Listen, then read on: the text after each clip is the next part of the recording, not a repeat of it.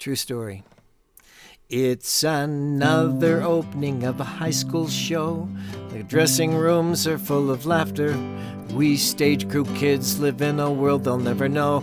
For us it's not a laughing matter, 'cause I'm going through thinking cue to cue, sitting in the corner of the shop.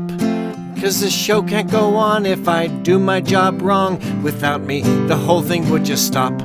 It's the doorbell in scene 2. It can't be faster, God forbid, 1 second late.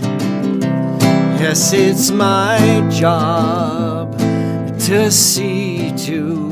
And if I do say so myself, I think I do it great. Well, the curtain goes up, there's lots of boring stuff, and all of us are waiting backstage for the blackout.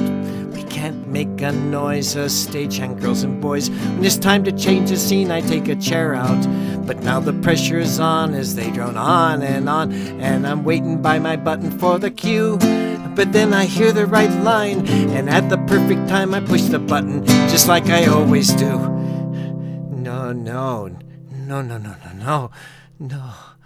Well, I thought I'd die when from the corner of my eye I saw the cable to the button disconnected.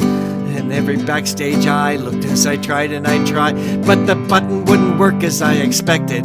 Now what I just told you just took a second or two, but for me it was so very, very long. I was about to cry, I thought I would die, but then I stood up and I yelled, "Ding dong!" It's the doorbell in scene 2.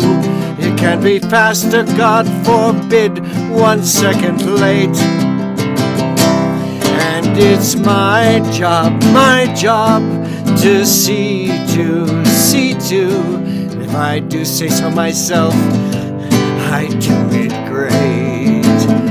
And if I say so myself, I do